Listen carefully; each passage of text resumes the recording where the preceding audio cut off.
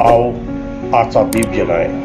दुनिया में केवल एक बच्चा ही सर्वश्रेष्ठ है और वह हर माँ के पास है। ऐसे स्लोगन के साथ, ऐसे पवित्र उद्देश्य को लेकर एक आशा का दीप जलाने के लिए संकल्प लेकर तैयार हुआ था दमोह जिला मुख्यालय पर धर्मा स्मृति। तत्कालीन कलेक्टर स्वतंत्र कुमार सिंह, एक जिनका स्वप्न था कि हर ऐसे व्यक्ति को इलाज मिले जो लाइलाज बीमारी से ग्रसित हैं, और फिजियोथेरापी सेंटर यहाँ पर प्रारंभ हुआ।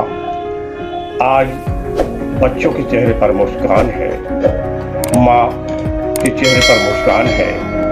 लोग धन्यवाद देते हैं, ईश्वर को धन्यवाद देते हैं, सरकार को, और धन्यवाद देते हैं तत्कालीन कलेक्टर स्वतंत्र कुमार सिंह को। रहने वाली हैं और यहाँ 2 साल से यहाँ दमोह में आके रेगुलर करा रहे हैं एक्सरसाइज।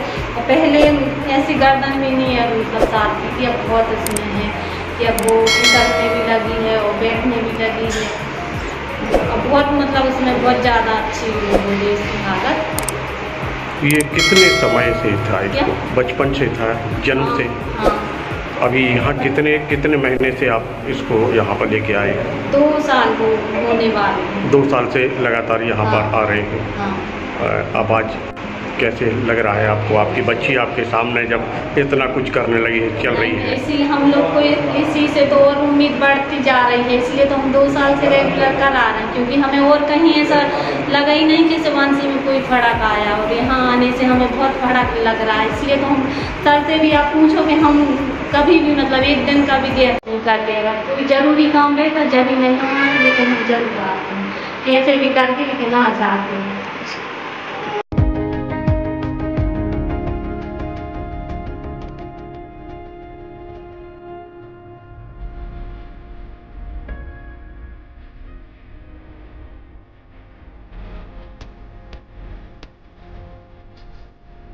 नाम है आपका? मेरा नाम दिलीप चक्रवर्ती है। मैं यहाँ दमोह यूनिवर्सिटी हूँ और ये बच्चा मेरा बचपन से हिस्सा है। उसको मेरे मोहल्ले में एक रेस्टोरेंट है जो थेरेपी चलाते हैं, मुझे अस्पताल में छोड़ी थी, तो उनसे संपर्क हुआ तो उन्होंने बताया कि आप यहाँ पे जाइए। मैं यहाँ 1 साल से आ रहा हूँ। काफ़ी फर्क है, गर्दन नहीं जम पा रही थी, काफ़ी गर्दन जमने लगी थी। मेरा प्रॉब्लम गर्दन पर हाथ की है।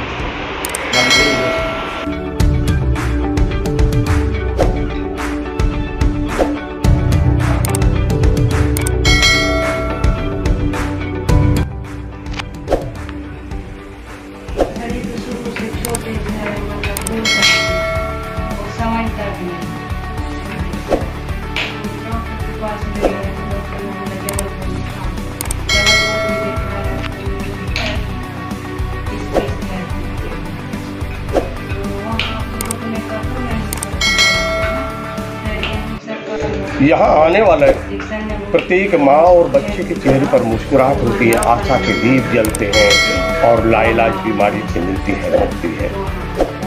ये है दमोह का धर्मा स्मृति फिजियोथेरापी सेंटर। शासकीय है, निःशुल्क रूप से मिलती है यहाँ चिकित्सा, और डॉक्टर रियाज कुरैशी यहाँ पर लोगों को देते हैं रोगों से मुक्ति।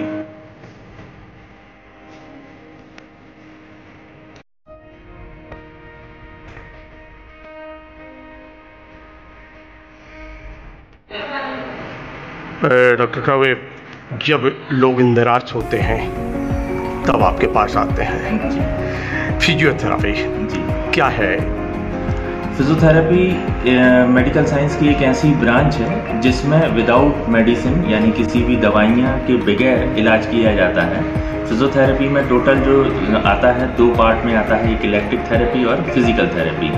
ज़्यादातर फिजियोथेरेपी फिजिकल थेरेपी पे डिपेंड होता है, जो एक्सरसाइजेस के थ्रू मरीजों को ठीक किया जाता है। उसमें कुछ इलेक्ट्रिक मॉडलिटीज़ होती हैं, मशीनें होती हैं जिनका इस्तेमाल करके भी फिजियोथेरेपी से इलाज किया जाता है, जैसे दर्द के लिए, लकवे के मरीज के लिए, फ्रैक्चर के बाद जो पैर जाम हो जाते हैं उनके लिए, और किसी भी प्रकार की मसल इंजरी, स्पोर्ट्स इंजरी, जो पैर मूंछ जाना, और कुछ जो गंभीर बीमारियां हैं जो बच्चों में आती हैं, जो बचपन से बाई बर्थ होती हैं, जैसे सेरिब्रल पाल्सी है, मस्कुलर डिस्ट्रॉफी है।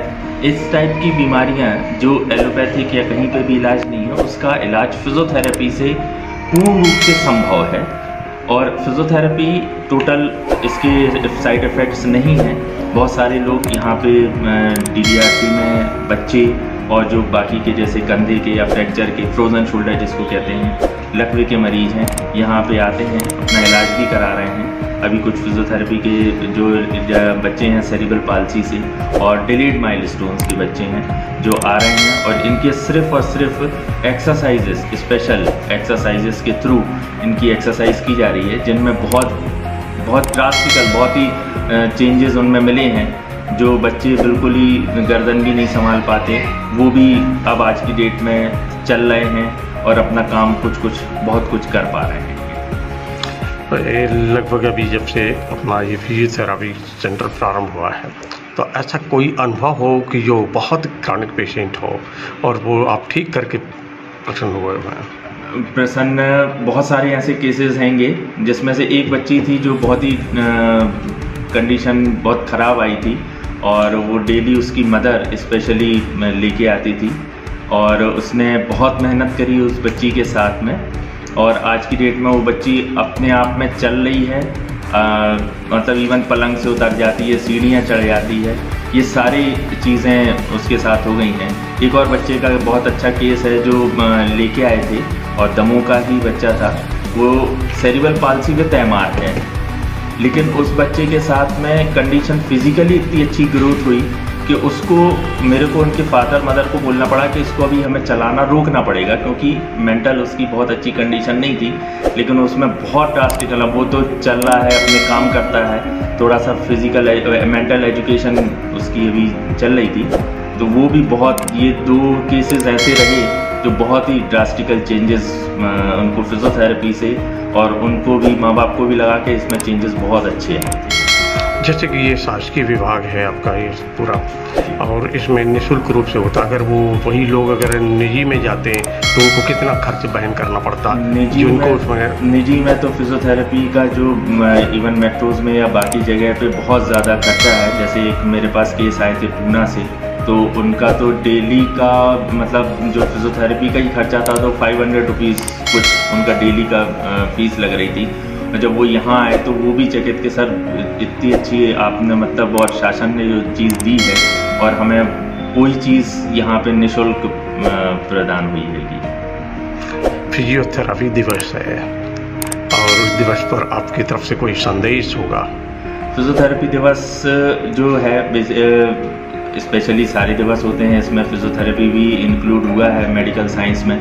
तो मैं तो यही है कि आप जितना भी डिले ना करें। जैसे कुछ केसेस ऐसे हैं जो मोच आ जाना, या मांसपेशियों में अकड़न, या फ्रैक्चर के बाद जो प्लास्टर कास्टिंग होती है या ऑपरेट होता है, उसके बाद जो भी आपको एलोपैथिक जो आपके डॉक्टर्स फिजियोथेरेपी सजेस्ट करते हैं, तो आप इमीडिएटली आप अपने फिजियोथेरेपिस्ट से मिलें, क्योंकि जितना आप इसको डिले करेंगे उतनी आपके ठीक होने के चांसेस कम हो जाते हैं। और फिजियोथेरेपी में कोई भी साइड इफ़ेक्ट नहीं है। आपको अपने फिजियोथेरेपिस्ट से मिलना है, वो आपको सजेशन देगा, आपको उस सजेशन को मानना है।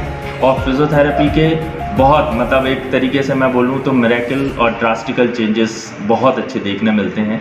यही है आप लोगों से